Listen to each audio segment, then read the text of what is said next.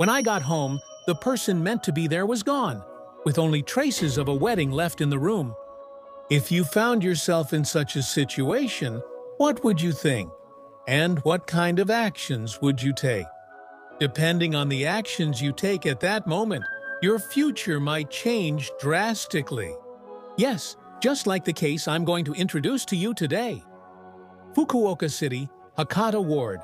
Wife murder case, February 19, 2003, just after 8:40 p.m. In a household in Hakata Ward, Fukuoka City, Fukuoka Prefecture, Morifuji Sawako, age 54, went missing. Now, a 110 emergency call was made by Sawako's husband, reporting that there were traces in the kitchen that looked like blood had been wiped up. Police officers immediately rushed to the scene to determine whether a crime had occurred, and began questioning the husband about the situation. According to the husband, when he got home that evening, the front door was unlocked, and no one answered when he called out. He assumed she had gone shopping. He then discovered a large blood pool in the living room and cleaned it up. He discovered traces of this, and there were also bloody footprints leading to the kitchen. Because of this, he contacted the police. According to the husband's account, the couple lived together. It was found that there had been 2 robberies at this house in the past 2 years. Because of this, the police also considered the possibility of theft as they proceeded with the investigation. However, there were signs of a struggle inside the house. There were no signs of a struggle or anything being ransacked, so the police determined it was not a robbery. Based on the fact that Sawako-san was missing and there were bloodstains spread on the floor, it was assumed that Sawako-san had been injured and taken away by someone, making it an urgent situation. As the investigation continued, a closer look showed the bloodstains had spread to other areas.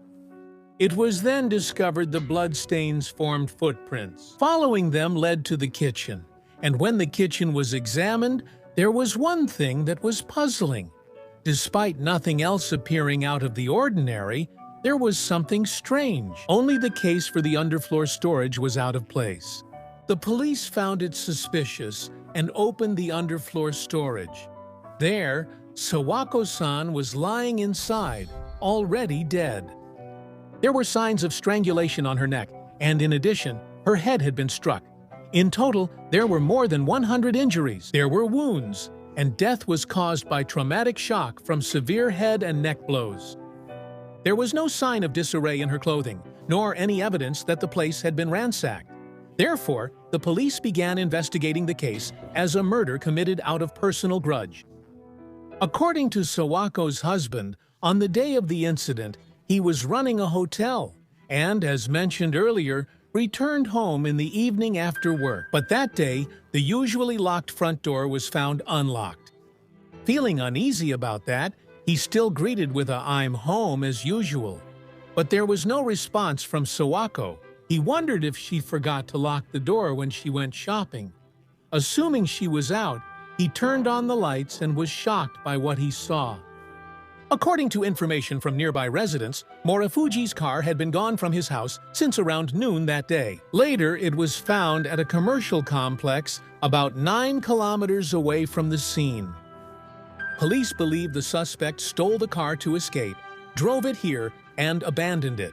Additionally, according to nearby residents, in recent years, there have been incidents of burglaries and car break-ins. Police are also considering that the crime may have occurred through a different entrance, though those methods are even harder to detect. Because the body was hidden in the underfloor storage, investigators believe the perpetrator knew Morifuji-san's house well and continued the investigation with this in mind. Then, about 3 months later, on May 28th of the same year, a certain individual confessed to this case. That individual was the husband of Sawako, the victim. After repeated interrogations, he finally confessed to the crime. According to his testimony, between 8 o'clock and 8:40 a.m., he assaulted Sawako with a stick-like object.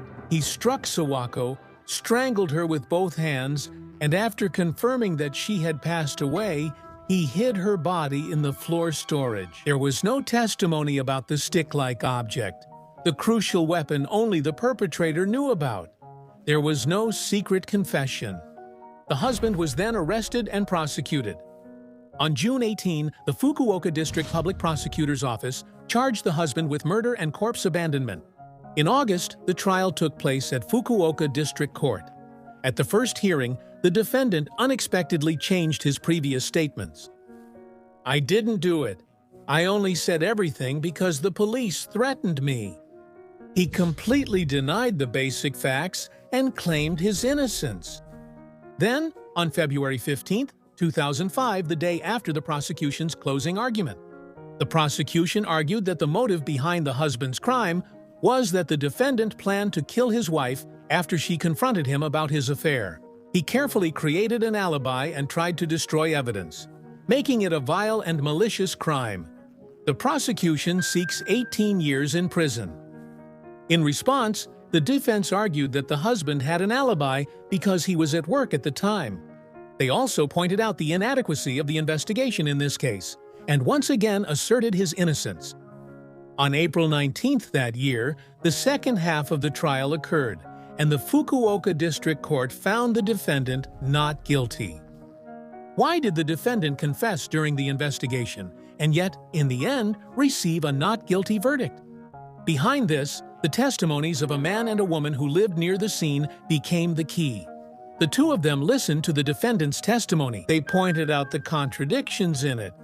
The contradiction was that, according to the prosecution, the defendant committed the crime at a certain time, but the witness's account placed it later, around 10 a.m. Those two had exchanged greetings with Sawako-san, and that testimony was considered highly credible because it included details about the weather that day and specific actions. Furthermore, the presiding judge reviewed the records of the confession and found that the defendant repeatedly confessed and denied the charges from the time of arrest until indictment. He noted the testimony had changed multiple times. The prosecution says the murder occurred after, but there was a conversation with Sawako-san after the alleged time. Some residents say this, and the confession made during the investigation was found unreliable. The part where the defendant's statements changed several times. And these are the specific contradictory statements. The madness of saying he hit Sawako-san. His statement changed from rowing to using a homemade tool, and he was running a hotel. Based on the defendant's work attendance, it would have been impossible for him to commit the crime.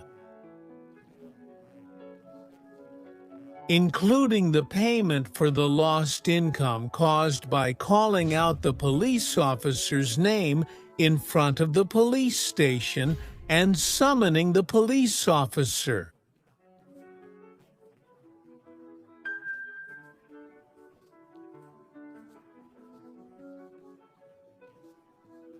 They sued the government in Fukuoka District Court for about 82 million yen in compensation. This claim was dismissed because the prosecutor's decision at indictment was not deemed unreasonable. However, the main issue is that the real culprit still hasn't been caught as of 2025. Currently, this case remains unsolved. From here on, I'll move into an analysis of this case.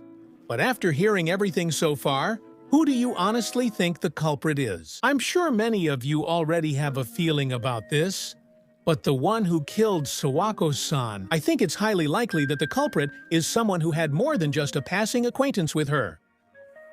Since the house wasn't ransacked, it's assumed the person had a relationship with her and could enter without suspicion. The body was found in a hidden underfloor storage area, making it hard to notice.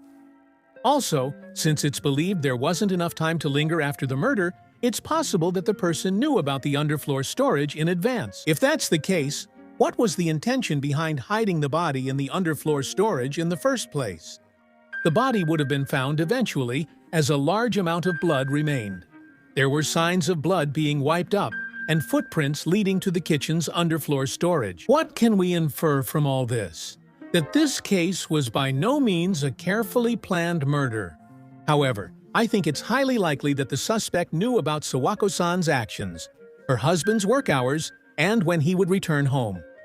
That's why the suspect didn't bother much with destroying evidence, but just tried to delay the discovery of the body a little to buy time to escape. Don't you think that's what happened? The car was found at a commercial complex about 9 kilometers away. Of course, I believe they checked the security cameras, But they also interviewed people who went to that facility on the day of the incident. For example, the suspect might have returned covered in blood. There could have been someone acting suspiciously or behaving strangely. Also, I think there was a reason behind the police suspecting the husband from a different perspective. As part of that, the husband said he returned home in the evening on the day of the incident. However, the report was made at 8:40 p.m., so it depends on how you define evening. Even if he came home as late as 7 p.m., she remained in the living room until 8:40 p.m. What was her husband, who should have noticed the traces of wiped bloodstains and the footprints leading to the kitchen, doing during that time? This could be said to be the key point that led to his acquittal. There were two people, a man and a woman, who said they greeted Sawako-san after the time of the crime stated by her husband. But in the first place, there has been no thorough examination of whether the time of the crime given by her husband is actually correct. In any case, why did the perpetrator hide the body in the floor storage? Why did they kill Wako-san? What was the motive? Why didn't they clean up the traces of the marriage? The remaining mysteries only deepen. What do you all think? Lastly, I would like to sincerely pray for the soul of Morifuji Sawako, who lost her life in this case. Well then, that's all for today. Thank you very much for watching until the end.